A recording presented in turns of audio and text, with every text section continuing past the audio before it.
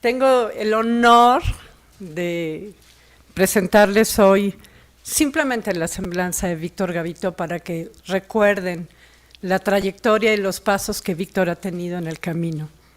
Yo tengo el gran honor de conocer a Víctor hace ya tiempo atrás. Hemos colaborado en muchísimos proyectos juntos y me siento profundamente honrada de haber cambiado mi estatus. Al principio me llamaba criatura. No criatura, así no son las cosas.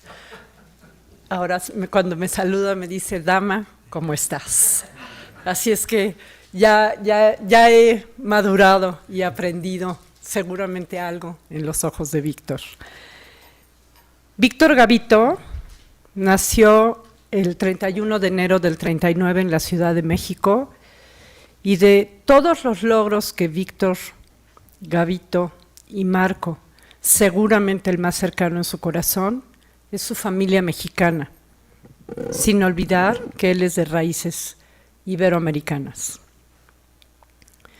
Víctor es pionero en la administración. Fue uno de los estudiantes más brillantes de la Escuela de Administración de Empresas en la Ibero Churubusco. Ingresó a los 18 años en la primera generación de jóvenes que incursionaban en el nuevo terreno de los estudios empresariales. Destacó por su sencillez, su amistad, su disposición al diálogo, por su energía, iniciativa, capacidad de liderazgo para lograr resultados y se identificó con la disciplina, los valores y con el modelo educativo ignaciano. Además, jugaba fútbol y muy bien. Participó como profesor y director de la Escuela de Administración de Empresas sin perder de vista nunca la conexión entre la educación y el cambio social. Como profesor universitario, abarcó diversas materias, pero su principal interés fue el análisis estratégico aplicado a la historia económica. Y ese curso se llamaba Geografía Económica. Asumió la docencia con avidez de conocimiento, entrega generosa y una gran simpatía personal por sus alumnos. Hoy lo vemos. Su clase comenzaba a las 7 de la mañana. ¡Qué terror! Nunca de haber llegado tarde. Pero a las 6, el profesor Gavito ya estaba enfrente del pizarrón escribiendo con gis el esquema de la lección. Al llegar sus alumnos, todo el tablero estaba cubierto con cuadros estadísticos, gráficas, fechas, nombres y bibliografía para ilustrar una clase magistral. Desarrollaba sus clases caminando frente a su mural, proponiendo ideas y reflexiones sobre los temas profesionales más relevantes. A sus alumnos les abrió el panorama del mundo contemporáneo para enseñarles significado de la curiosidad intelectual objetiva. Fue colaborador cercano de Javier Schaeffler y de Agustín Reyes Ponce. Víctor participó en la formación de los planes de estudio de las teorías fundamentales de administración de negocios. Aquella escuela pionera en los años 60 difundió el pensamiento de grandes clásicos de management y Víctor, siempre pragmático, insistía en la necesidad de interpretar ideas de culturas diferentes para adaptarlas a las circunstancias y a la realidad de nuestro México, cosa que hace hasta el día de hoy. Como financiero y líder empresarial, fundó una asociación de crédito especializada para financiar y promover la modernización técnica y el crecimiento de numerosos establos ganaderos.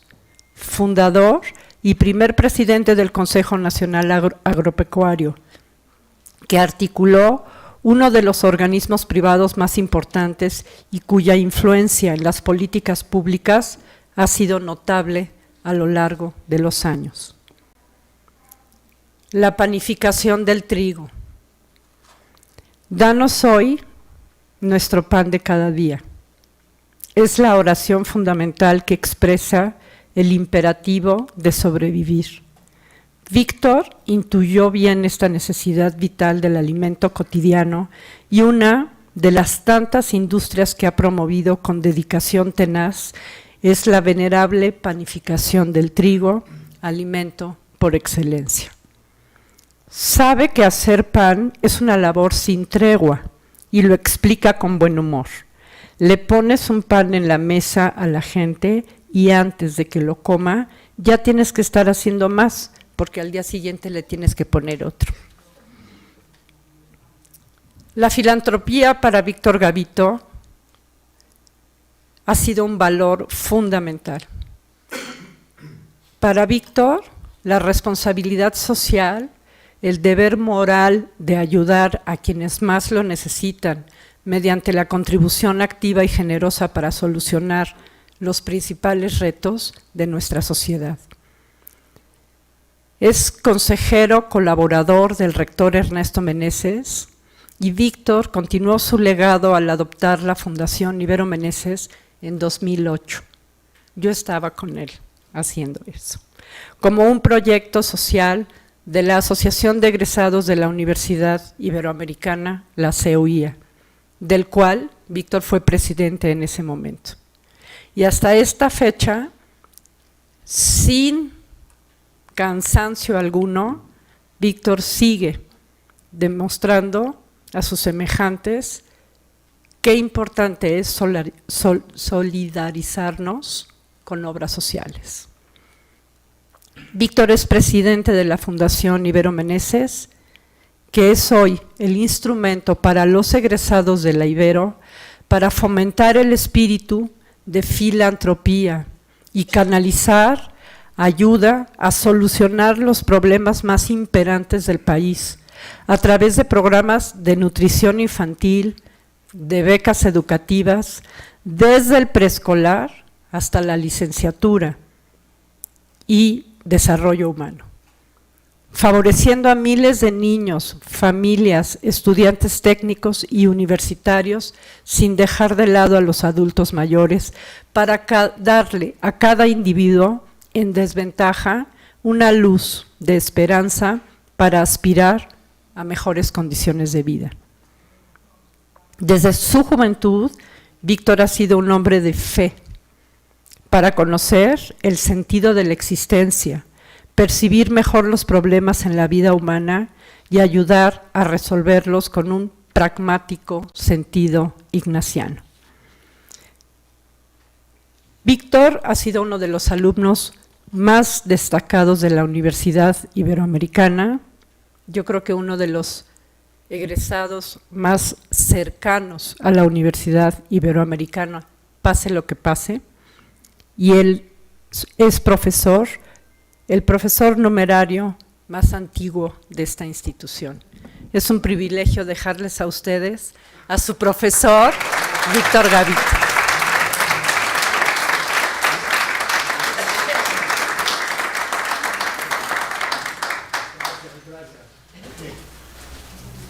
Muchas gracias, Patricia. Muchas veces las cosas salen solas, ¿de acuerdo? Muchas veces, casi siempre me dicen que se hagan cosas, porque nosotros no lo teníamos que hacer. Entonces, ¿a quién pues se encarga de hacer este parte? Digo, así de sencillo, así de muchas cosas. Pero en fin, esto no es una sesión así formal. Bueno, formal sí, estamos más serios que en el Congreso Pero déjenme decirles cómo he organizado la presentación. Miren, en primer lugar voy a hacer una pequeña reflexión de qué estamos haciendo aquí, porque la experiencia me ha obligado a mí pensar siempre en ponerme en los zapatos del que tengo enfrente. Y que tengo enfrente, que quiere hacer una negociación conmigo, estoy pensando que está pensando. Si el que está enfrente me está pidiendo un favor, también tengo que pensar por qué me está pidiendo. Entonces, siempre me pongo en los zapatos de los demás. Entonces, lo primero que quise hacer fue hacer una pequeña reflexión. En segundo lugar, invitarlos a ustedes y a mí a hacer un recorrido rápido de estos 50 años. Porque hay muchas veces que se nos olvida lo que pasó. A mí se me hace realmente absurdo cuando fuganos que quieren ser presidentes, oiga, hablan del pasado de este país en un plan mágico. Muchos no nos fue tan bien en los años anteriores. Entonces, ¿cómo puede alguien hablar del desarrollo, estabilidad de este país? Por favor. Cuando hemos sufrido las crisis periódicas permanentes hasta que perdimos el país. Pero sí, supuestamente regresamos. Entonces, después de que hicimos eso, meternos en cosas que ustedes posiblemente conozcan bien. Yo las conozco bastante mal, pero que al fin y al cabo ahora están pesando tremendamente de lo que estamos viendo. Y luego, al fin y al cabo, usted está muy joven. ¿Cuál es el futuro? ¿Qué nos está en el futuro? Entonces, ahí platicamos y vemos qué demonios tenemos que hacer. ¿Estamos de acuerdo? De acuerdo. Sí. Pues así está organizado esto. Entonces, a ver, yo titulé este encuentro y celebración. ¿Por qué encuentro? Bueno, pues yo encuentro cuando voy con una persona y accidentalmente nos vemos, ¿no? Es un encuentro. Bueno, pues aquí hemos decidido invitar a la gente que venga, bueno, pues es un encuentro, ¿no? Aquí estamos todos, ya nos encontramos, qué bien, estamos muy a gusto. Una celebración, digan, ¿qué celebran ustedes? A ver, ¿qué vamos a celebrar, no? Porque esto es lo verdaderamente importante. Esto es la celebración. ¿Qué vamos a celebrar? Pues en primer lugar, hemos promovido este encuentro para celebrar nuestra vida. ¿Estamos de acuerdo? Sí. ¡Estamos vivos! Estamos vivos. Entonces, estamos aquí para celebrar nuestra vida, para hablar de nuestra experiencia, para gozar, para recordar algún chiste pesado que le hicimos a algún maestro, cosas por el estilo, ¿no? Entonces, estamos aquí celebrando en primer lugar la vida, nuestra organización, todos los que están aquí, todos, sean personales, sean de negocios, aquí hay organizaciones, gozar nuestro compañerismo, ¿claro? Aquí estamos todos, estamos muy a gusto de nuestra amistad y agradecer de manera profunda la vida a quien nos nació, si es que seguimos teniendo fe, ¿verdad? Porque todos los evolucionistas tan elaborados que han llegado a la conclusión que la evolución sola no fue esta organización, fue un organismo previo. Ya la evolución la hizo, ¿no? Pero siempre hubo un organismo previo. La gran pregunta de Teilhard de Chardin era esta. La Tierra era una masa incandescente, tremenda, empezó a enfriar. ¿Cuándo surgió la vida? ¿Cuándo surgió la vida? ¿Cuándo surgió la serie? ¿Por qué? Ese es el gran misterio, ¿no? ¿Cuándo surgió la vida? Si esto era una masa incandescente. Entonces, esa es la historia. Y hoy la gente está buscando todavía se está buscando ese origen. Entonces, a los que tenemos fe y queremos que haya alguien que nos ha creado, qué bueno. El que no tenga fe, pues no, así hay. Entonces, este es el aspecto. Luego, recordar, compartir recuerdos, alegrías vividas, tener presencia, recordar con emoción y estima a quien no está ya con nosotros. Y hoy ya lo hicieron ustedes, ¿verdad? Entonces estabas recordando ahorita de Manolo Medina Mora, Pepe Hoyo, personas que fueron cercanas a mí como Pepe más que Manolo, pero en fin, esto, aquí estamos para celebrar. Y una celebración siempre es cuestión de alegría, de gusto, etcétera, ¿no? Pues qué bueno que estamos aquí reunidos, ¿no? No veo aquí 4 bombas alrededor de esta mesa. Todo el mundo está aquí contento, así que hay que seguir adelante.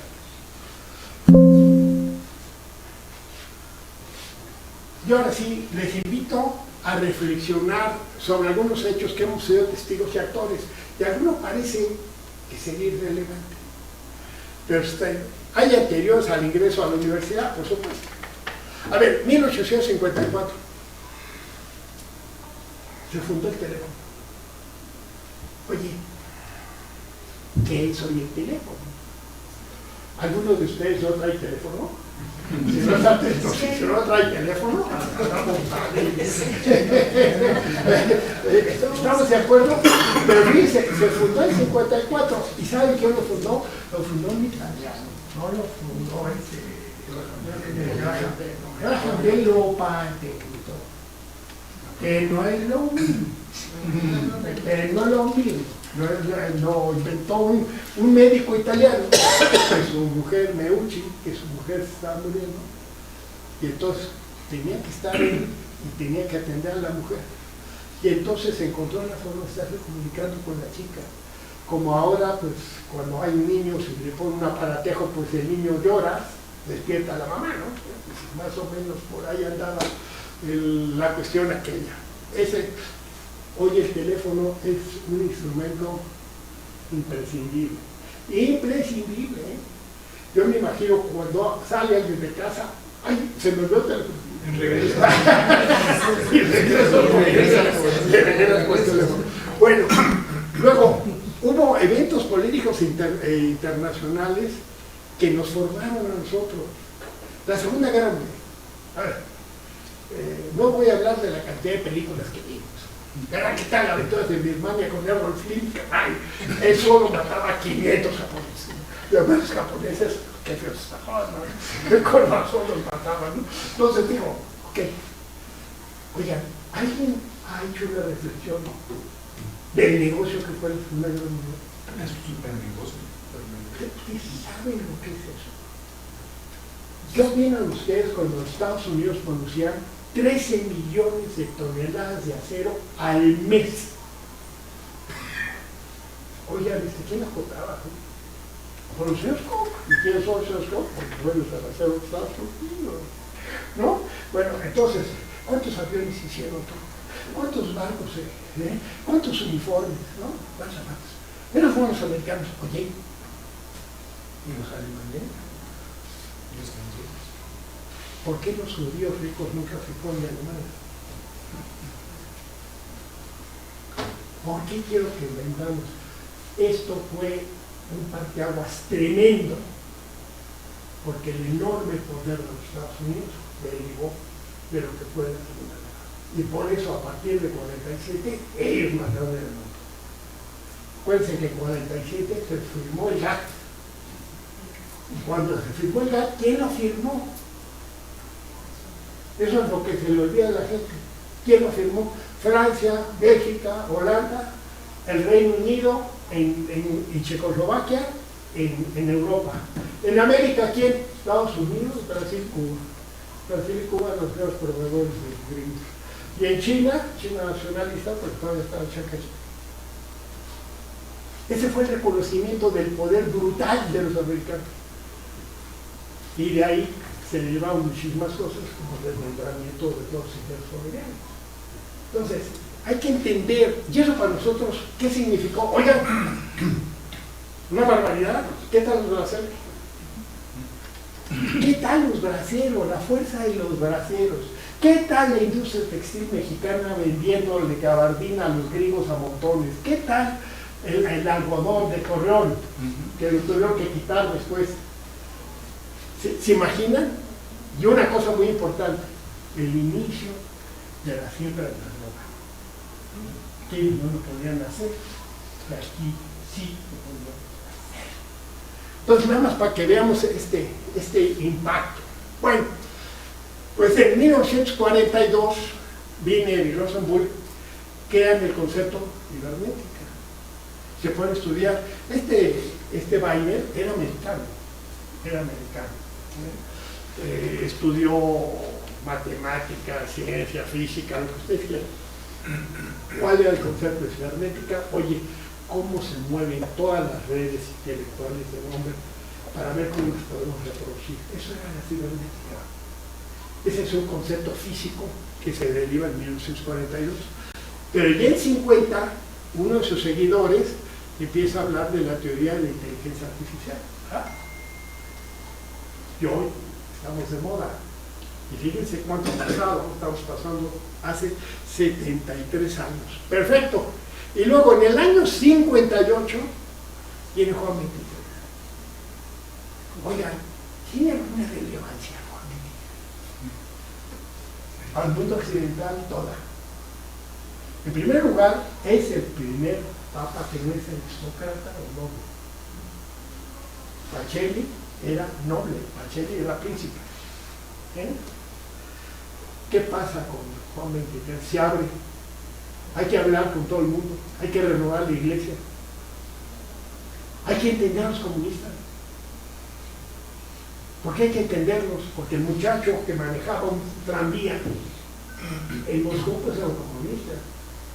Pero dice, pobre muchacho, ¿qué? Pasaba al servicio de los grupos de poder que habían controlado la Unión Soviética. Juan 23, importantísimo, viene el Concilio Vaticano. Él no termina el Concilio Vaticano, muere antes. Recordarán ustedes que el Concilio Vaticano provocó pues una gran ruptura en la iglesia. ¿Se recordarán ustedes todos los efectos que tuvo el Concilio Vaticano? Juan 23 hizo una encíclica que hoy es vigente, extraordinaria, Paz y Unidad. La encíclica de Paz en la Tierra tuvo tal efecto, les voy a explicar por qué, porque no fue dirigida a los católicos, fue dirigida a todo el mundo. Y dice, ¿cuál es la máxima aspiración de la gente? Vivir en paz, en tranquilidad, en un régimen de justicia, en un régimen de amor. Eso era la traducción de Paz en la Tierra. Y eso lo hizo Juan 23. En aquel entonces el secretario general de las Naciones Unidas se acuerda que era un birmano, Bután. Bután propuso que el texto de Juan 23 fuera la base de la Declaración de Derechos Humanos de las Naciones Unidas. Para que vean ustedes la trascendencia que tienen algunas personas. En México leíamos estas encíclicas de este hombre, pero le dedicamos 6 meses, 7 meses. Si ustedes se fijan, hoy los mensajes no duran nada. Nada. Este Papa ha sacado muy buenas encíclicas. ¿Cuánto duran? 1 o 2 meses. Se acabó. ¿Por qué? Porque estamos invadidos, ahogados en una cantidad de comunicación de 50.200 temas. No estamos centrados en meternos en profundidad. Luego se creó la Red Galáctica. Esto es muy importante. La Red Galáctica es un experimento que se hace en el MIT con John Linker y con su hermano que se llamaba Joe, etc. Y empiezan a ver cómo se pueden comunicar las computadoras entre sí, etc.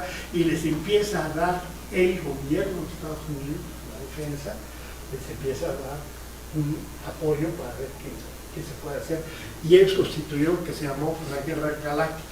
Y luego viene la Guerra de Vietnam, una guerra que empezó con los franceses y luego la tomaron los gringos y luego se metieron en una guerra civil. La guerra de Vietnam era una guerra civil. Justificaron toda su presencia, justificaron su negocio por 50.000 cosas, ¿no? Querían evitar que los chinos llegaran al Golfo de Tonkin, donde había petróleo.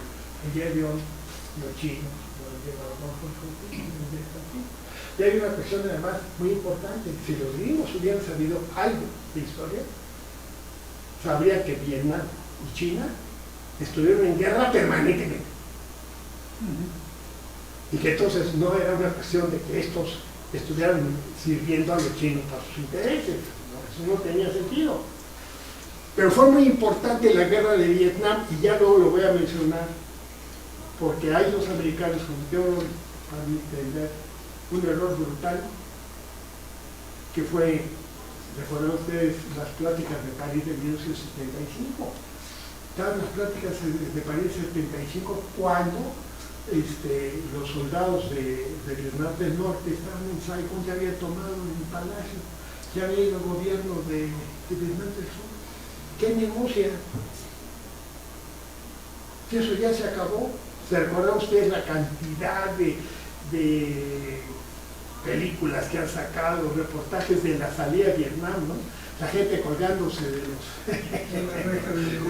de esto del embajada americana, volvieron a cometer el mismo error en Afganistán, el mismo. Oye, ¿dónde está la inteligencia de este ejército? ¿No? Repites el mismo error, exactamente el mismo. Porque el error de aquí fue absurdo. ¿Saben lo que pasó? Que aquí corrió el gobierno de Vietnam del Sur. Entonces, ¿con quién hablaban? ¿Quién era que hacía cabeza? Nadie. ¿Qué pasó en Afganistán? No pasó exactamente lo mismo. No, oye, repites un error de este pelo, pero en fin. Y luego se empieza esta cuestión del interfase, el procesador de mensajes, etcétera, etcétera, cuando ustedes entran a la escuela. Muchas de estas cosas como que nos pasó anoche, ¿no? Digo la verdad. Pero fíjate entonces, nosotros estamos aquí y esto está corriendo por otro lado, ¿no? Y seguimos así, ¿no? Entonces, aquí está, a ver, hay una verdadera revolución computacional, datos relevantes al de la universidad. Fíjate, eventos que conocemos como universitarios. En 1969, cuando ustedes entraron, había 45 millones de mexicanos. ¿Era la población de México? 45 millones de gente, hoy somos 128, ¿eh? Nada más para que veamos las dimensiones de uno y otro, ¿eh? Hoy son 128 millones y cuando ustedes ingresaron había 45 millones de gente. Antes de que ustedes ingresaran, de 50 a 55, ya se había iniciado la entrada en la industria automotriz en México. Había empezado ya Motors con la planta que hizo en Silao, ya en 1950-55. Y en 1969, cuando ustedes entraron, se inició la industria maquiladora. El concepto de industria maquiladora fue diseñado por el gobierno mexicano. Y fue un modelo tan extraordinario y con tanto éxito que vinieron los chinos y lo copiaron letra por letra. Y así fue como los chinos empezaron a trabajar, manejando las inversiones de las empresas extranjeras que habían iniciado China. Pero es un invento mexicano, es un gran invento. Bueno, entonces, en 1971 viene el foro de Davos, ¿qué te parece? Y en el 69, donde ustedes entraron, fue cuando se hizo la primera interconexión entre la Universidad de California de Los Ángeles, el Instituto de Investigaciones de Stanford, la Universidad de California Santa Bárbara y la Universidad de Utah. Fue la primera vez que se lograron intercomunicar a través de los computadores. 69, cuando entraron ustedes. Esto fue tan importante que yo creo que en Utah hay uno de los centros más importantes de los Estados Unidos de comunicación en un pueblo que se llama Provo, Utah. Es uno de los enormes centros de distribución de informática que tienen los Estados Unidos. Posteriormente vino ya el ARPANET, o sea, esa famosa red galáctica la agarró el gobierno, el ejército de los Estados Unidos y dijo, quiero estar conectado por todo el mundo. Y se llamó el famoso ARPANET. ¿Se acuerdan de aquellas películas donde pues un fulano en Alaska ve que viene un avión ruso y le habla al otro que está en... Eso es ARPANET. Eso es ARPANET.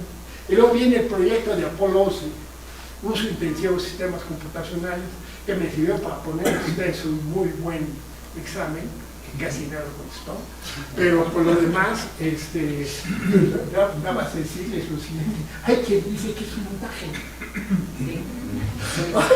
Oye, no te puedes decir, ¿te acuerdas? Lo vimos en medio de una clase no había colores, la llegada a la luna. Sí, ¿te acuerdas?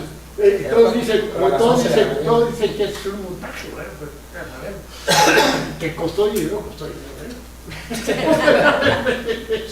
pero en fin, supongamos que sí llegaron, ¿no? Nada, oye, pero ¿por qué no pasó lo que pasó aquí en América? Esta es la discusión más tonta que yo siempre he oído. Hay una gran discusión, mano, que primero América llegó el rojo. Los suecos, el primero que fue el rojo, el otro que fue Ericsson,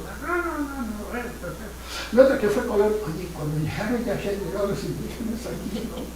Digo, había que hacerles la primera aclaración, oigan, si ya estaba esto habitado, pues eso quiere decir que esos llegaron antes que ustedes, digo, no se necesita hacer un gran avión, pero, ¿sabes cuál es la diferencia? Que yo dije, los europeos que estaban organizados tenían una economía ya más o menos cubierta, dijeron, oye, pues si hay tierra, vamos por ella, ¿no? Esa es la diferencia. Descubre para el poder económico de Europa, Colón, la posibilidad de crear esta tierra. Bueno, es tan increíble que ustedes saben que Magallanes, cuando estaba dando la vuelta, Magallanes dio la vuelta al Cabo Esperanza antes de que se conquistara la Ciudad de México. Porque el que verdaderamente descubrió América fue Vasco Núñez de Balboa. Acuérdense que Vasco Núñez de Balboa cruzó el Darién de Panamá y dijo, caray, aquí hay otro mar. Y esto es el Pacífico. Entonces, ese es el tema. Bueno, viene el Foro Económico Mundial de Davos. Y, bueno, se decide hacer una reunión donde estén presentes los elementos más poderosos de la Tierra, económica y política. Ahí arrancó Davos, que fue un proyecto de Schwab, es un suizo, y Davos pues, es un pueblo ahí de Suiza, donde rentaban un hotel, pero se empezó a tener una interconexión brutal. Detrás de todo eso, ¿quién está? Pues el sector financiero. ¿Te has fijado? ¿Dónde está el sector financiero? ¿Quién manejó el dinero de la Segunda Guerra? ¿Quién manejó el dinero de los gobiernos? El sector financiero. El sector financiero se ha convertido en el motor del mundo económico. Ese es el sector financiero. Esa es la verdad. Entonces hace el Foro Económico de Davos. En 72 se inventa el correo electrónico. Yo apenas sé empezar correos, Entonces, pues, se inventó el correo electrónico. Oigan, qué relevancia tiene el correo electrónico. Brutal, en 72. Y luego, en 75 se funda Microsoft. Están las pláticas de París que le decía yo del Vietnam, termina la guerra. Ok, pero ya está fundado Microsoft. En 75. Para que vean ustedes cómo viene este avance. Y luego vienen unos periodos de crisis económica y políticas en nuestro país. Hechos trascendentales en el ámbito político internacional. La fundación de Apple es en 1976. Y en 1976 hay una crisis nacional brutal. ¿Ustedes se recuerdan? La primera gran devaluación de Echeverría. Bueno, se conmovió hasta los cimientos de nuestro país con la devaluación de 1976. Bueno, esto es muy importante. Luego, Juan Pablo II entra en el 78. ¿Por qué es relevante la entrada? En primer lugar, porque es el primer papa eslavo. O sea, no es cuestión, a ver, nosotros habíamos sido españoles, franceses, alemanes. El primer papa eslavo es Juan Pablo II. ¿Y por qué es clave?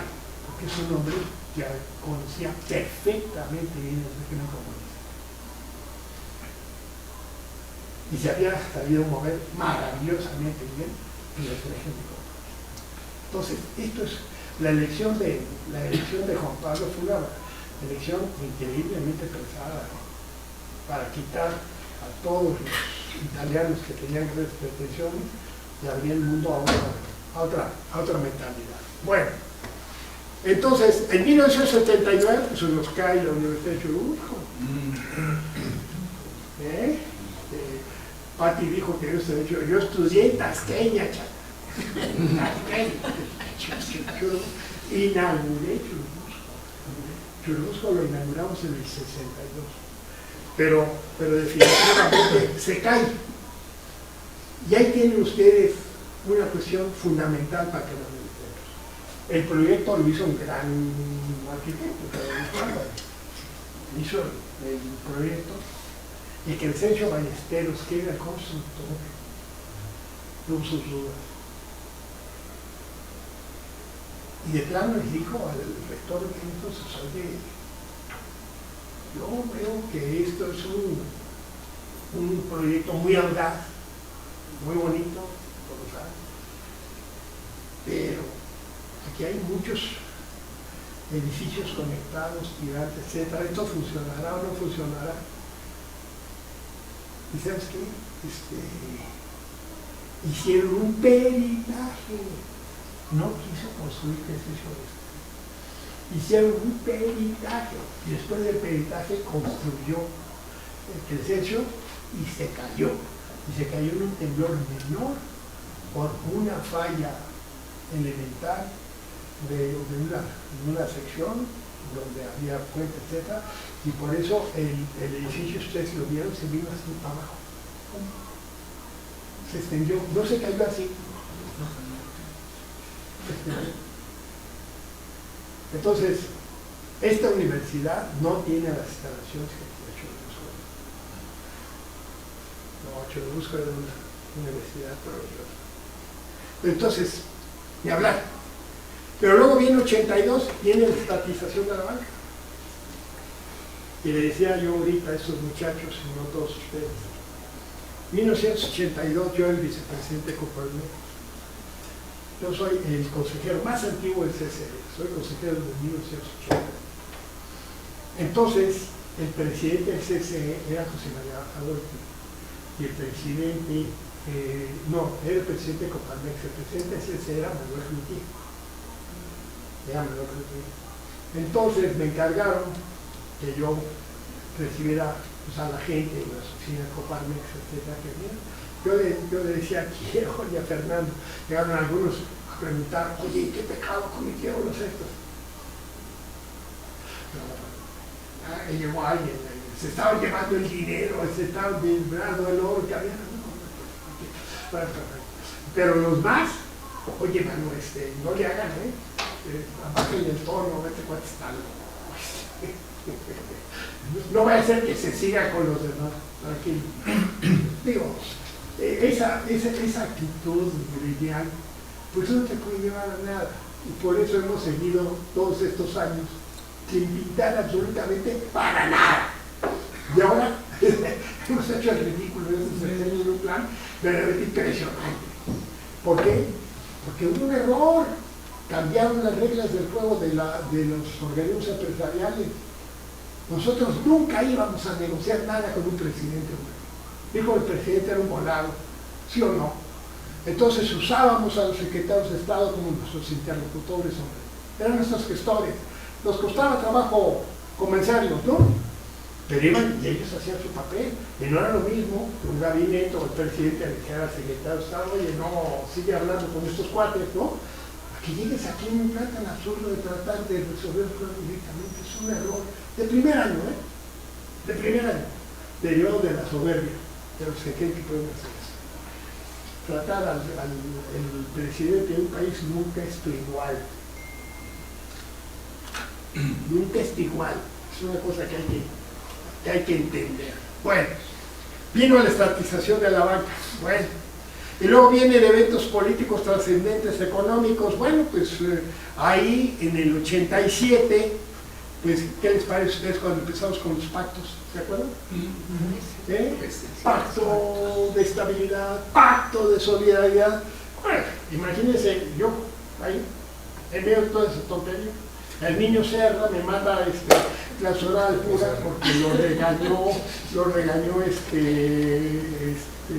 Secretaría del Trabajo, Arsenio Farrell, que le dice, oiga, yo creo que eso debe estar resuelto. ¿Qué te parece?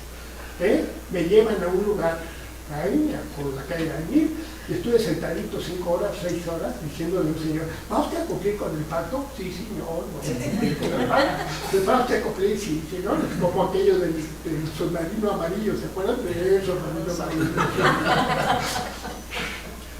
¿Saben lo que pasó? Que ahora me llaman y tengo que salir a la carrera a poner en todos los diarios que vamos a hacer un esfuerzo porque eso no se vuelva a suceder, etc. Metías a las 12 de la noche en la prensa, poniendo lo que tenía que salir en el cosa. Más o menos salí. Me fui al Universal y a Excelsior, ¿no? Y Excelsior, hermano, no aceptaba cheques. Imagínate a las 12 de la noche, llegan a cerrar la edición, andaba buscando quién te lleve dinero. Viejo, eso lo he vivido yo, que no me hago con cuentos, para saber lo que tenía que hacer. En los pactos estos, ¿sabes cómo los salté al final? Fui con Carlos Escalante y le dije, oiga, aquí va a acabar usted con la industria, ¿no? Teníamos que indexar al salario mínimo el precio de la leche. A ver, por favor, usted fue y le hice una banda y le dije, nunca puedo recostar más de esto, pero cuando llega a esto, reviso automáticamente. ¿Estás de acuerdo? Sí, así pasé la cuestión de la inflación. Entonces, esto es sumamente importante. Pero en el 89 hay un evento para el país vital que la gente no lo ha entendido. Cae el muro de Berlín. ¡Ah, caray! ¿Qué pasa con la caída del muro de Berlín? Pasa una cosa sumamente sencilla, que entonces los inversionistas empiezan a pensar en Europa del Este, evidentemente. Entonces, en el 89 vino el último pacto de estabilidad y crecimiento económico, que ya fue con Salinas, porque el de 87 fue con la Madrid. Con este ya es con Salinas. Ok, ¿y qué pasó con la caída de Berlín? Se lo voy a poner nada más. México y los Estados Unidos en algunos años coinciden los mandatos de presidentes, y coincidió el mandato de Salinas con el de George Bush padre. La familia Bush es una familia sumamente rica, además muy poderosa siempre políticamente en los Estados Unidos. Entonces Salinas lo fue a ver y le dijo cómo está la situación del país, las dificultades, y Salinas le ha dicho, George Bush fue con nosotros sumamente generoso. Fue sumamente generoso. Le habló a los bancos, se lograron quitas de intereses, todo lo que tú querías, ¿no? Y entonces le dijo George Bush, le dijo, oiga, he pensado que por qué no hacemos un tratado de comercio con usted. Propuesta de Bush. Y el presidente Salinas le dijo, no, ahorita no estoy para estos juegos, ¿no? Políticamente no sé que esto sea posible, etc. Entonces, hicieron un enorme esfuerzo el gobierno mexicano por invitar a la gente, y fueron a Davos, precisamente, pues invitar a los inversionistas extranjeros para que se vinieran. Cuando regresó el presidente Salinas, no había colocado $1.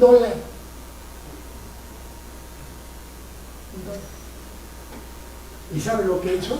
Simplemente sale el telefonazo y el señor presidente me interesa. Y ahí es donde se inician las pláticas. Eso lo vivieron ustedes. Bueno, luego viene la invención del Internet. Tim Berners, que es inglés, americano, Berners inventa el Internet. En Inglaterra, imagínate la cuestión. Y aquí hay un aspecto muy importante para todo lo que es la cultura no jesuítica. El asesinato de Ignacio de la Correa. Ignacio de la Correa era el rector de la Universidad de Salvador. Le había defendido totalmente cómo se trataba a la gente, la preferencia a los pobres, etc. Y el ejército de Salvador llegó en la mañana y mató a 6 jesuitas y hasta al personal de servicio. ¡Ras! Para que vean ustedes cómo se arranca. Y entonces este era un hombre inteligente, etc. Y hoy las ideas de la Correa están en boga en toda la cuestión de la sociedad jesuítica. Eso es muy importante. Bueno, en 90 se establece formalmente la globalización. Viene la guerra del Golfo. Y Tim Berners crea la World Wide Web. O sea, el mismo que inventa el Internet es el que patenta el World Wide Web. Imagínense de qué estamos hablando. Estamos hablando del 91. Y nosotros aquí estábamos empecinados con los pactos, ¿eh? Ojo, ¿eh? Estábamos... Teníamos el problemón ya de la banca que estaba pues, de esta mente fatal, pum, pum, pum, ¿eh? Entonces, nosotros metidos en esto mientras el mundo corre por otro lado. Y en 91 se desintegra la Unión Soviética. ¡Ya! Pues comprenderás que todo el mundo va a entrar a la Unión Soviética. Bueno, fue tan absurdo, Pepsi-Cola llegó y compró todos los estados. ¿Y cómo se llama? Que había una Unión Soviética. Eso es marcar leche y más remoto ya. Entonces, para que vean, pero, y entonces, ¿sabes qué? Se establece un capitalismo brutal y entonces eso brutal. Entonces, ¿cuál es el efecto real de la globalización? ¿Saben qué? Una concentración tremenda de poder. ¿Cuáles son los efectos que para nosotros son más visibles? A ver, los países fiscales. ¿Quién hace los países fiscales? Los paraísos fiscales los hacen los bancos. Llegan los bancos, se establecen y ofrecen y llegan muchas empresas, ¿cómo se llama? A manejar su dinero ahí. Por ejemplo, a ver, ¿cómo te explicas la isla Caimán? La isla Caimán no hay ni caimanes.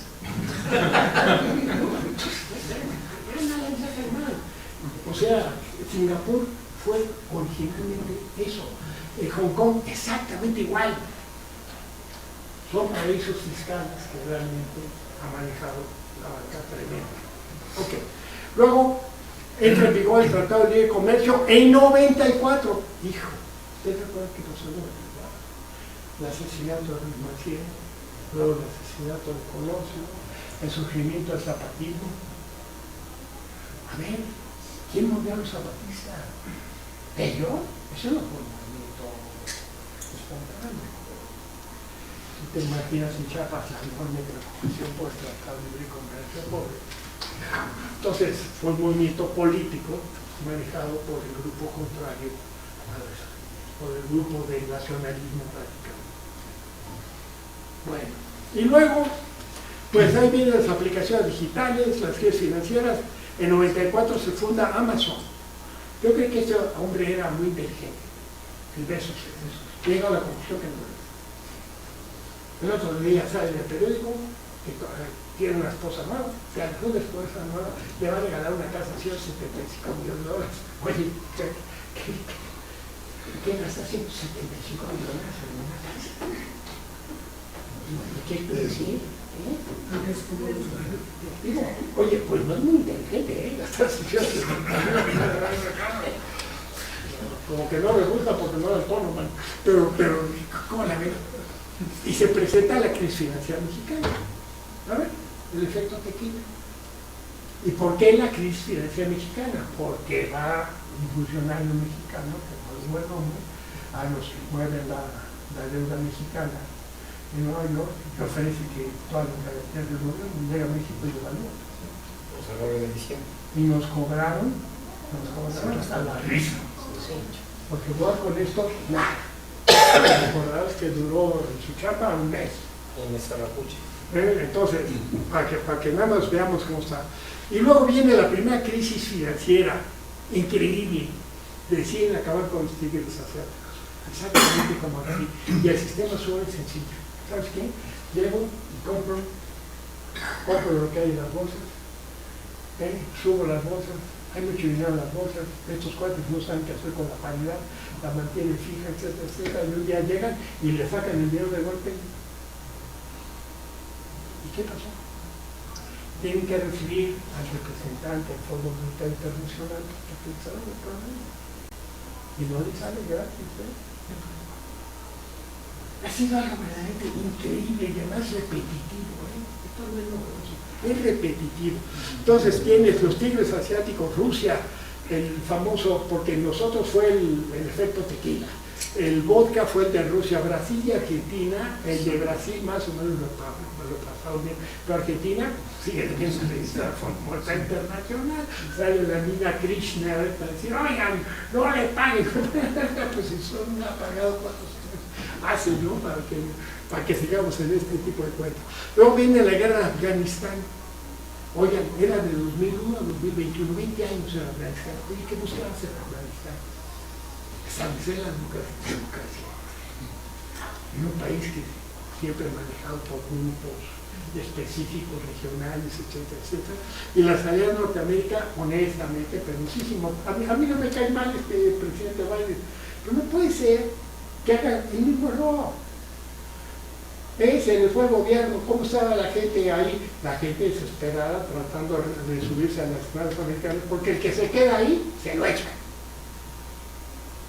Todos quedan simpatizantes o trabajan con ellos, ¿no? Se quedan ahí, se los echan, hombre. Algo verdaderamente insólito. Bueno, se completa la secuencia del genoma humano.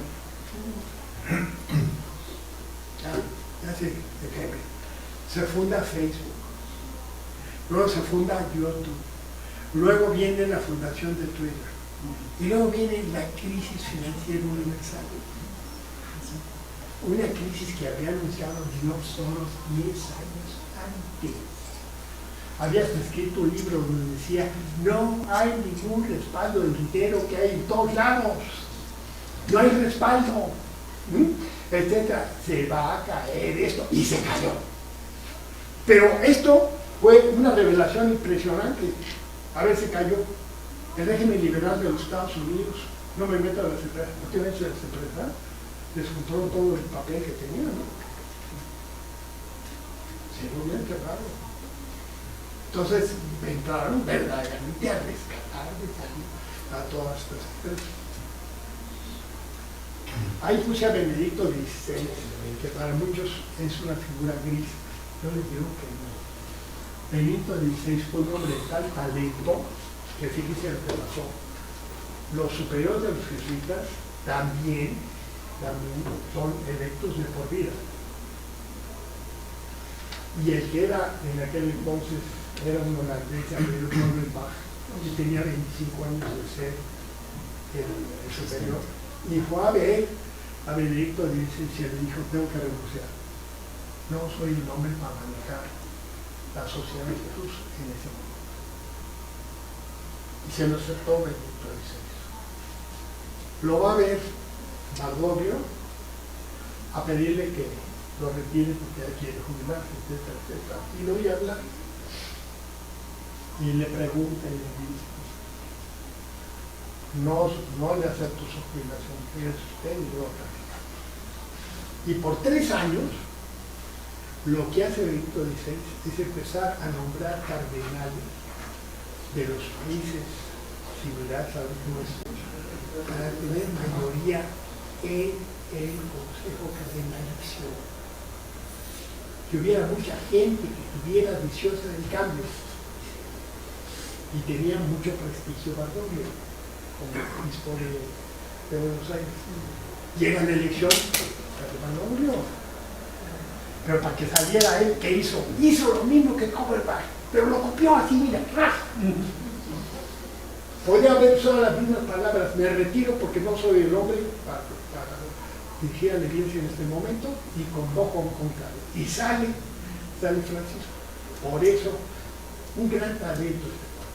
Por supuesto no tenía, la apariencia física ni nada de Juan Pablo II o cosas por el estilo, ¿no? Era un hombre de otra naturaleza, pero era un talento evidentemente. Bueno, entonces, ¿qué pasa? Se crea el WhatsApp, se crea aceleradamente las plataformas digitales, se crea Instagram y se desarrolla inteligencia artificial y ya empieza a preocupar a tal grado a la gente que ya Europa tiene una ley de robótica. Y hoy en los Estados Unidos ya empiezan a prohibir por ley que los menores de 13 años vean juegos y programas y cosas por el solo 18, porque ha habido un impacto increíblemente negativo por el abuso que se ha hecho de todo esto de juegos, cosas, bueno, en Japón, una barbaridad, todo lo que ha pasado. Bueno, luego viene la primavera árabe. ¿Por qué querían en la primavera? Fue un fracaso monumental. El único país que más o menos aguantó fue Túnez. todo lo demás, una verdadera tragedia, la intervención de querer cambiar de regímenes autoritarios, etcétera, la democracia. No puede ser contra la cultura de la gente. Si la cultura de la gente está acostumbrada a tal cosa y no aceptarla, es muy difícil que acepten cosas que parecen novedosas, además de los cuales ellos no. Entonces, este es otro de los temas verdaderamente fundamentales. Luego viene Google, crea Calico. ¿Ustedes saben qué es Calico? Calico es una institución que se está dedicando exclusivamente a ver cómo se extiende la vida. Esos señores han llegado a la conclusión de que la muerte es un error técnico. La muerte es una falla técnica.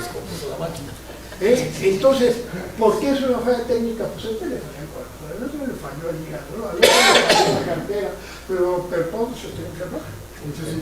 Son fallas técnicas, ¿no? Entonces, está buscando la longevidad, etcétera, etcétera, y la medicina regenerativa. Ya hay medicina regenerativa. Ya hay medicina regenerativa, y la hay en México. En México se han hecho algunas pruebas y personas que tenían dificultades para caminar, cosas por el estilo, fíjate que se le han regenerado cosas óseas a través de uso de puro láser, nada de operaciones y cosas que se puedan hacer. Ya en medicina regenerativa, la muerte es una, y dice, bueno, ustedes pueden vivir 150 años o más. Algunos ustedes pueden vivir 150 años. Pero, ¿sabes qué? No te preocupes, no, vas cada 10 años a la clínica y te rejuvenecen. Te rejuvenecen. Porque yo viví 100 años más que estoy, no, porque ¿qué pasa? Es demasiado. Entonces, ya te sabes el truco. Bueno, entonces, el Papa Francisco entra en 2013. Fíjense qué cosa tan interesante. Este hombre, siendo jesuita, no es Ignacio. ¿Por qué escogió la figura de Francisco? Porque ¿saben lo que refleja Francisco? La humildad de servir. Ese es realmente el reflejo de Francisco de Asís. Esa famosa oración que creo que no es de Francisco de Asís, que se atribuyen a él, es extraordinaria, ¿no? Señor, hay un instrumento de tus prácticas. Es colosal. Señor, hay un instrumento de tus prácticas. Que donde haya tristeza o la alegría, tiene un sentido tremendo. Y él la toma. Y creo que ha sido un hombre muy sensato. Hay algunas veces que en algunas entrevistas ha dicho cosas colosales. Llegó y dijo, a ver, estábamos en pleno COVID. Dijo, la pandemia pasará. La pandemia pasará. Habrá personas que salgan beneficiadas con la medición de la pandemia y hay personas que se van a ver sumamente afectadas. Pero pasará. Pero ¿saben lo que va a permanecer? La pobreza. La pobreza. La nueva, realmente, problemática que tenemos en el mundo es la pobreza. ¿Cómo vamos a resolver la pobreza? ¿Se pueden ustedes imaginar lo que son las oleadas de inmigrantes del centro de África a Europa? Las oleadas brutales que estamos teniendo nosotros como testigos hacia los Estados Unidos, la pobreza. ¿Qué pasa con la pobreza? Y el otro tema, ¿por qué la ecología? ¿Saben que nos va a ahogar? La basura, señores. La basura. ¿Cómo vamos a manejar la basura? Estos son aspectos verdaderamente centrales. Pero viene 16, se cuestiona la globalización. ¿Y sabes quién la cuestiona más que ninguno? Una universidad jesuítica, Georgetown. Georgetown saca un estudio donde dice, señores, la globalización ha generado una riqueza enorme, enorme, pero la distribución de las mismas ha sido totalmente ineficaz. Se han creado unos grupos de poder gigantescos, tienen más poder que muchos países, establecen sus condiciones para trabajar en muchos países, y el objetivo fundamental de lo que era realmente la globalización, era lograr que la gente de menores recursos creciera y las clases medias se fortalecieran. Y en eso hemos sido un absoluto fracaso. Y por eso hay que entender por qué Trump, su lema era America First. Porque la globalización provocó en muchos estados de la Unión Americana problemas económicos gigantescos, desempleo, no se puede ustedes imaginar. Entonces, hay que recuperar a los Estados Unidos. No tenemos por qué estar dándole a los demás. Por supuesto que eso es un mensaje que todo el mundo aplaude, ¿no? No vamos a aplaudir.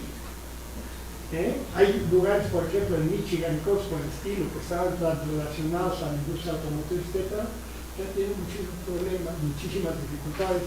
Quiero decirle que hay estados ahorita en Estados Unidos que sabes cuál es el problema que tienes ahorita, fundamentalmente, los cuates que no tienen casa, que viven en la calle. Lo que vives en Nueva York, hay una ley de Nueva York de la gente que vive en la calle, de la gente que no tiene que comer. Y está pasando exactamente en California. Y estamos llegando al absurdo de que los migrantes mexicanos lo está agarrando Abbott, lo está subiendo en aviones, lo están mandando a Sacramento, a California. ¿Qué te parece? Oye, ¿y la migración? ¿La migración? Pues aquí está, pero ¿sabes quiénes son los primeros migrantes? Y además tenemos otro problema muy grave, En muchos lados en Estados Unidos falta gente para estudiar y en México también. Y luego la fobia. ¿Por qué tanta mecanización? ¿Por qué tanta automatización? Fobia. Hay una fobia social tremenda. Yo estuve en Alemania invitado por pues, lo que es México, la Cámara de las Industrias. Los alemanes lo hacen. Hicieron un evento en una estación de ferrocarril vieja de Berlín, donde están, con unos paneles, crearon ahí una acción y mandaron fue la señora Merkel y todo el mundo. ¿Sabes cuál es el lema? El riesgo de Alemania es futuro. ¿Qué es lo de Alemania? Futuro.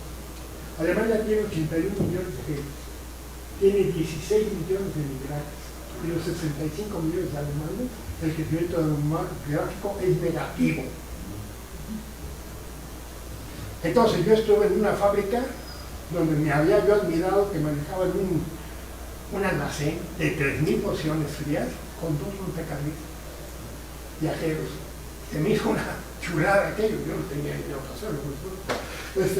Oye, y volví a incidir en esa fábrica porque quebró la cooperativa del sur de Alemania y entonces la compró, se asociaron con los holandeses de Campina Mentuni y yo tenía relación con Campina Mentuni. Yo estaba muy interesado en Alemania. Fui a Alemania a ver este problema más y conocía yo el nombre del señor y claro, pues, porque había estado yo allí, ¿no?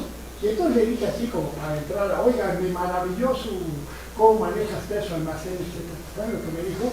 Lo he robotizado. Si tú me explicas la logística de esa, no hay lógica de eso, es una estupidez. Es una sobreinversión. ¿Saben lo que me dijo?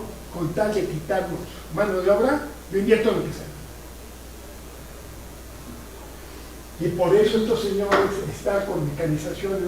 ¿Y saben qué? Ellos no tienen gente, tienen mucho dinero, pagan altos salarios. Y nosotros, como no tenemos tecnología propia, importamos eso, que para nosotros no nos sirve. Es una tecnología muy sofisticada, muy buena, etc. Pero México lo que no tiene es capital. México lo que necesitamos es crear empleo. Yo estoy con un indio de esta universidad de Stanford, la de tecnología, Singularity, y me dice un indio así con mucho orgullo: aquí ya hemos desarrollado un sistema para que los camiones y los trailers no tengan chofer. ¿Usted qué opina de eso? Yo, una tragedia. No sé cómo dice usted esta barbaridad.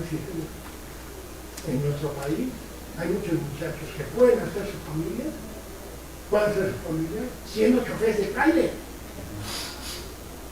¿Por qué les voy a quitar la oportunidad de ser choferes de trailer? Y además es lo que pueden y deben de tener. Entonces, se acaba la globalización, entra el famoso concepto de internacionalización, que ya ven ustedes, ya nadie habla de globalización. Ya nadie habla de globalización. Todo el mundo habla de internacionalización. Entonces, nada más así rápidamente. 60 segundos en internet. Instagram sube 66,000 fotos y videos en un minuto. Facebook 510,000 comentarios, 293,000 estados, 240,000 fotos. Twitter 575,000 tweets. TikTok 167 millones de videos y hay 9 millones de búsquedas en Google. ¿Qué les parece? Y esto, oye, esto nos ha pasado de noche, ¿no? ¿No nos ha pasado de noche? Y estos son los que están manejando el mundo hoy. Estos son los que están manejando el mundo hoy. ¿Se acuerdan ustedes cuando nosotros estudiábamos en la IA, el Motor era pues la automotriz, la empresa más grande del mundo? Hoy, comparativamente con las otras automotrices, son ridículas. Quitando Tesla, que le han subido artificialmente el valor a Tesla, quiero decirte que la empresa más poderosa económicamente es Toyota, pero Toyota en serio, tiene 178,000 millones de capitalización, luego de esto viene Mercedes-Benz, luego viene Volkswagen, luego BMW, y ahí va atrás, llega Motors fabricados en China la mayor parte de los productos. ¿Qué te pasa? Sí, pues, para que vean ustedes cómo está esta situación. Bueno, ¿cuáles son nuestros riesgos futuros? Bueno, nosotros ya no tenemos riesgo. ¿Hay algún riesgo aquí? ¿No? Y si no, pues cogen ese seguro que paga todo cuando te mueres, ¿no? Ya. Para mí el máximo riesgo es la divinización de la tecnología. Eso es un absurdo. ¿Cuántos inventos inútiles ustedes conocen? A ver, lleguen ustedes y pongan la manita a ver si sale el papel para sacarse el papel. ¿Qué es eso necesario? ¿No son mucho más prácticos ellos donde nada más les jalas el palito y no pasa nada? Una cantidad, a ver, llegas a tu coche, ya cerró usted la puerta ahora, espérate, háblele al radio, quiero la estación 28. Por estupidez, ¿no? Una cantidad de anuncios de desarrollo científico, no de desarrollo científico, hay que jugar a la ciencia, ¿no? Y a ver quién cae y a ver cuánto le cobro. Porque no es lo mismo, tienes tu coche con miliardas arrancar, que me costó 50,000 pesos más que no, 200,000. Yo fíjate que todavía sé darle a brincar. Pero fíjense, esto es muy importante. Vamos a hacer 12,000 millones. 12,000 millones. Entonces, ¿dónde van a estar distribuidos? Pues mira, donde está ahorita el centro realmente es África, ¿cómo se llama? Asia. Hoy el 50% de la población de los 8,000 millones vive en Asia. El 50%. Entonces, ya los gringos que ya no piensan en el mercado de Asia, el mercado de Asia ya se lo comió China y la India. Por eso, en la última plática que hubo aquí en México fue sumamente importante. Nunca nos habían considerado América del Norte ni los gringos ni los soberanistas. ¿Y sabes cuál fue la plática total? Somos América, somos América, somos América. ¿Sí? ¿Por qué? Porque nosotros vamos a ser 160 millones de gachos, estos no van a crecer, 440 que tienen otros, aquí va a haber 500 millones de gente. Los chinos ya tienen hoy 1.300 y los indios exactamente igual. La India tendría hoy más población que ellos, porque se recuerdan que el 48, cuando se cortó India, que eran los pakistaníes y Bangladesh, hoy ahí hay 1.600 millones de gente. 1.600, 1.400, los 400 que tienes entre Indonesia y los demás, el 50% aquí está ahí. ¿Sabes por qué? Asia es el continente del agua. Esa es la diferencia. El continente del agua es Asia. Pues para eso están los Himalayas, ¿no? Es el continente del agua, es Asia. Luego, ¿cuáles son los límites al desarrollo tierra y agua?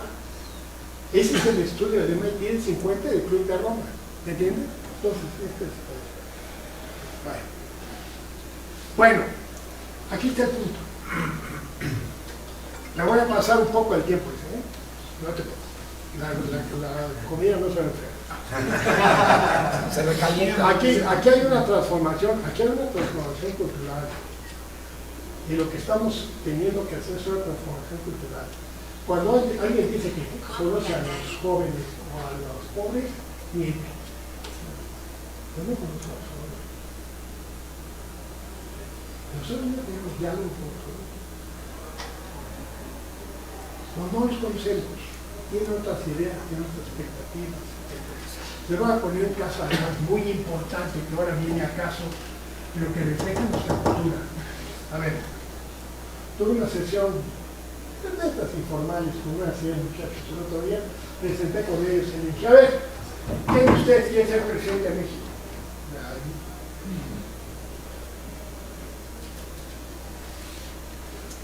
Oigan, ¿por qué nos podemos quejar de que haya otros que hagan vicepresidente?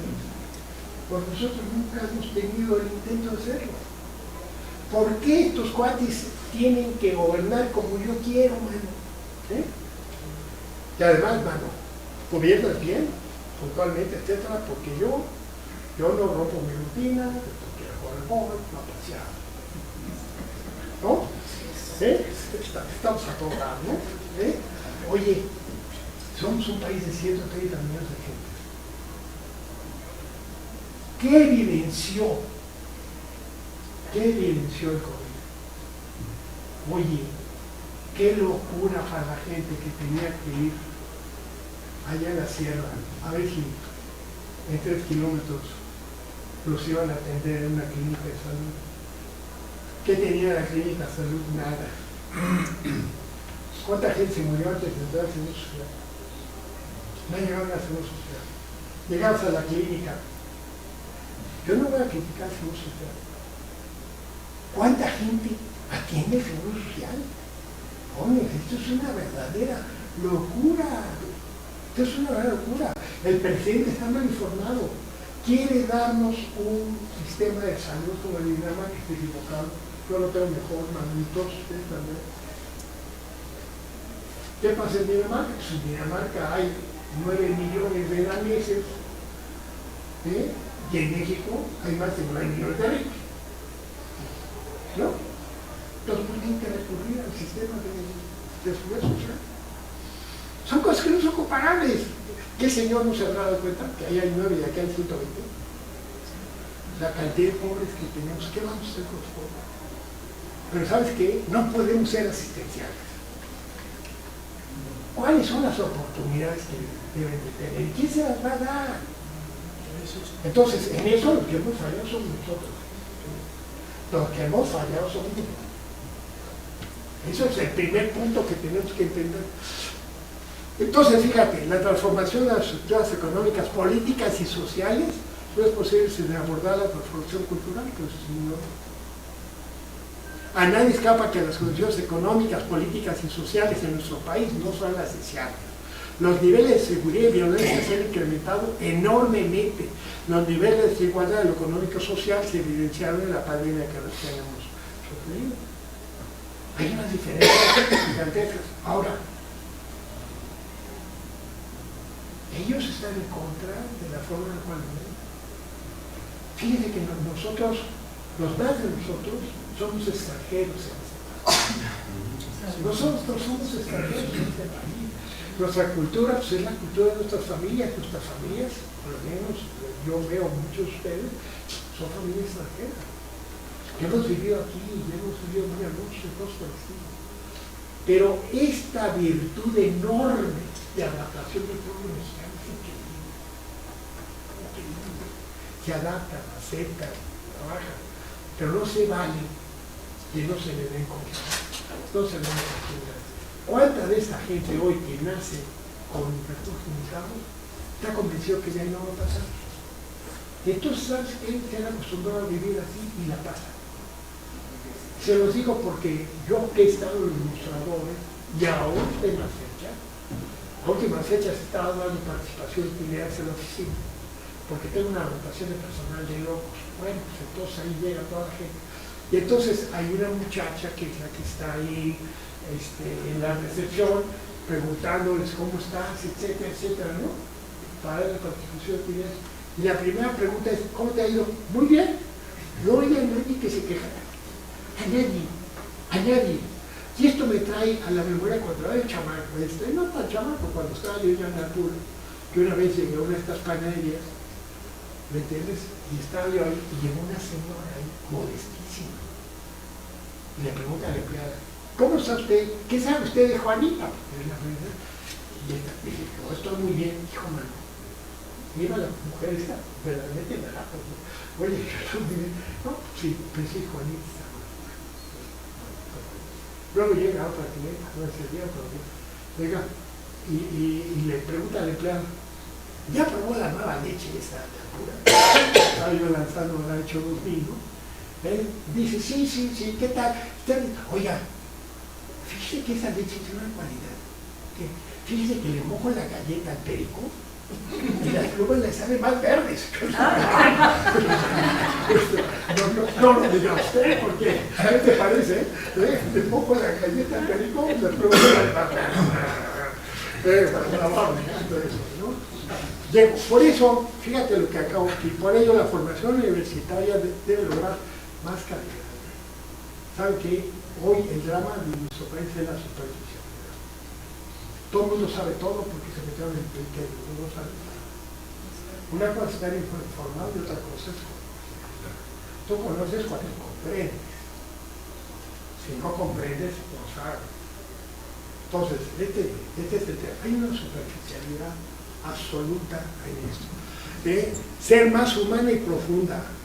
Oye, se tiene que lograr entender el problema de los humanos. ¿Sabes qué? No necesariamente más desde el punto de vista económico.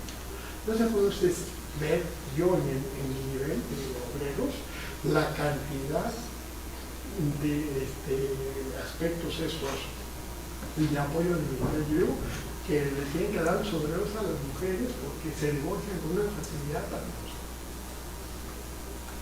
Hay una ruptura social brutal, y eso afecta muchísimo.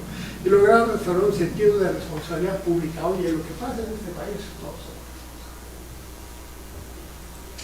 Todos somos responsables en este país. ¿Qué hemos hecho para que las cosas se solucionen?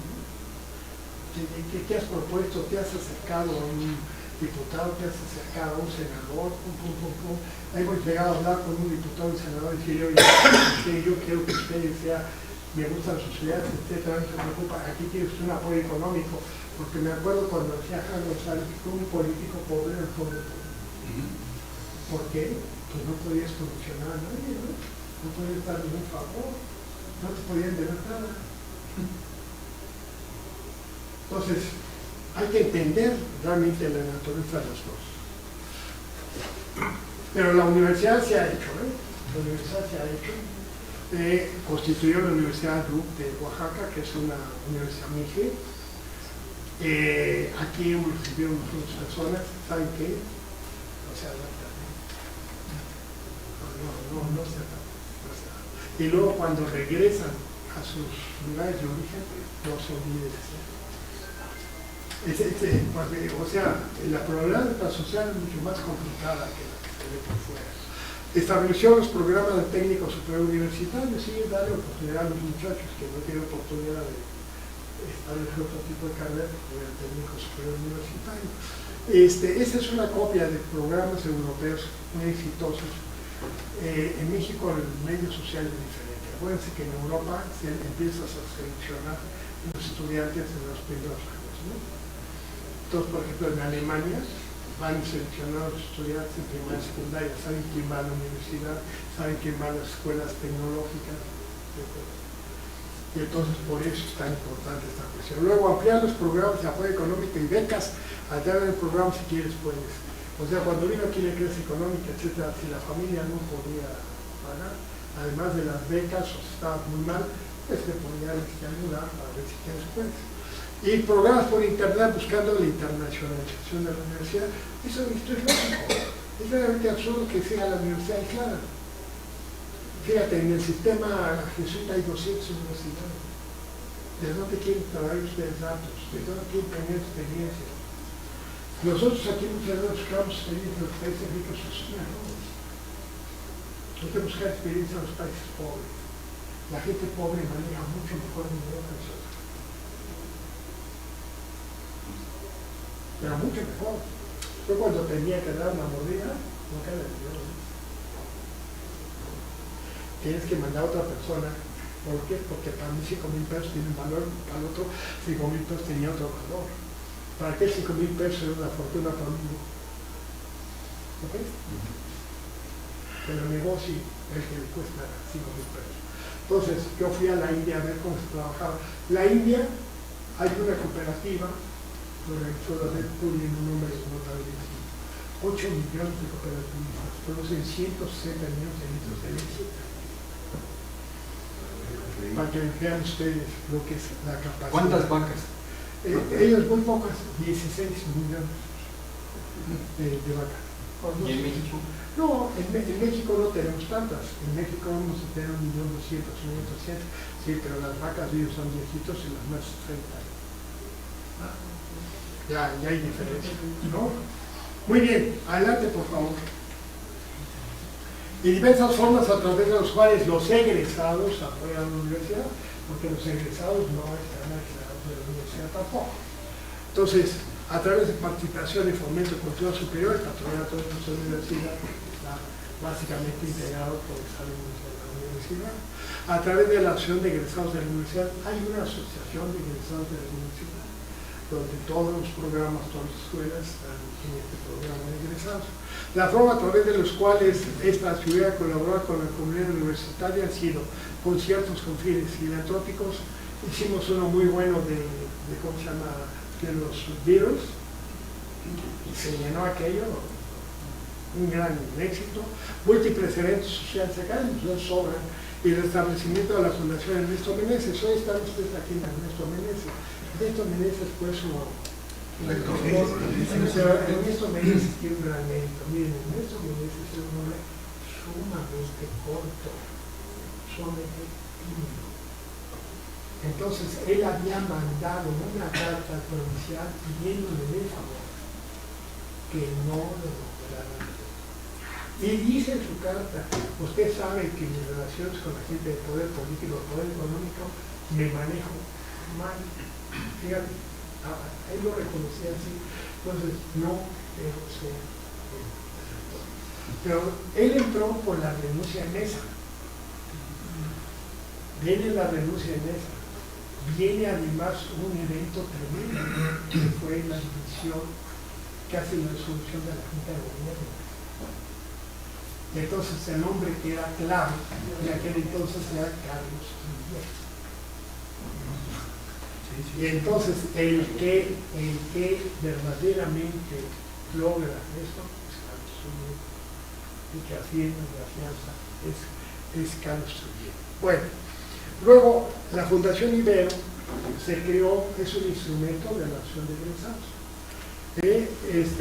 Apoyamos programas de alimentación para la educación, se otorgan becas de residencia y otros apoyos a estudiantes de los programas de si quieres puedes y técnico superior universitario, así como se apoyan las instituciones como Nobles Techos, el Centro de Desarrollo de la Comunidad, Centro de Desarrollo de Niños, que brindan apoyos a algunos conventos de clausura.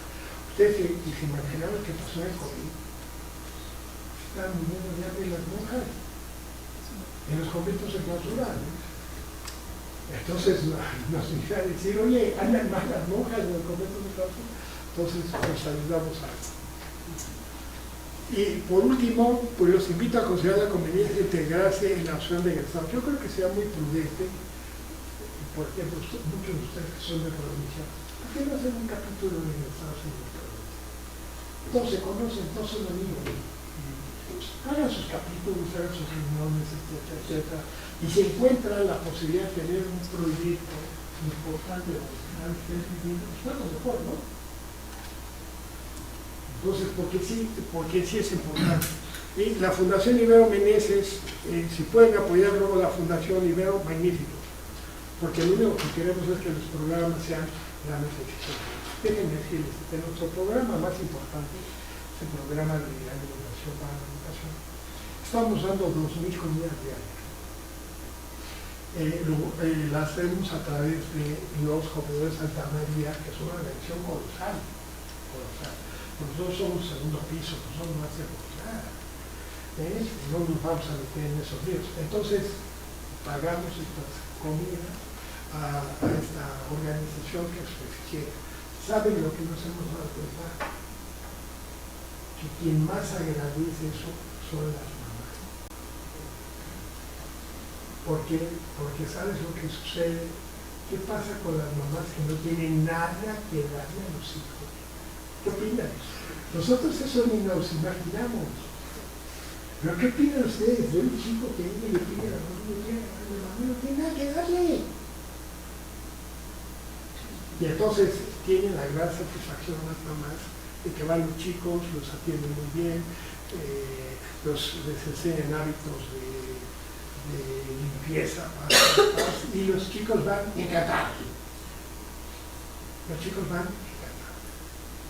Entonces, queremos dar 3.000 comidas o 4.000 comidas, las que sean, porque hay organización que lo hace, pero sí tenemos que entender, pensar lo que sea mejor y podemos encontrar algún proyecto productivo en las buenas zonas. Se puede estimular eso, porque eso es una transformación, ¿sabes qué? Eso es una transformación cultural. No seamos tontos. Nosotros hemos pensado siempre en nosotros. ¿Estamos de acuerdo? El vecino de la sociedad es el único que siempre fiesta. ¿Por qué? Porque no les hacen bien. Entonces, yo fui 42 años director de una empresa que no tenía grupo de control económico. Alpura no tenía grupo de control económico. Era una empresa de servicio. Cuando se constituyeron para que hubiera una participación involuntaria, se suscribió una acción por banca. Porque además todo lo financiaban a crédito. Entonces eran deudores de la acción y la garantía del cobro de la acción era la banca. Y por supuesto se hicieron todo lo que son depósitos usados. Fue una empresa, yo me decía cuando producíamos 150.000 litros de eso. Cuando me retiré vendíamos 3.100.000 litros de litro al día. Jamás tuvimos un completo. Jamás. Y el consejo era un consejo de representación social. Estaba representado el grupo número 1, que era Jalisco, Guanajuato, el grupo número 2, Chihuahua, el grupo número 3, la región lagunera, el grupo número 4 de Hidalgo, Tlaxcala, el Estado de México, el grupo 5 era Querétaro. Entonces, yo sé que se pueden hacer las cosas.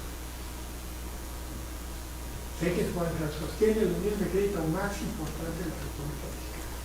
Cuando yo me retiré tenía una cantidad de 2.600 millones de pesos. Cantidad de ciudad cero.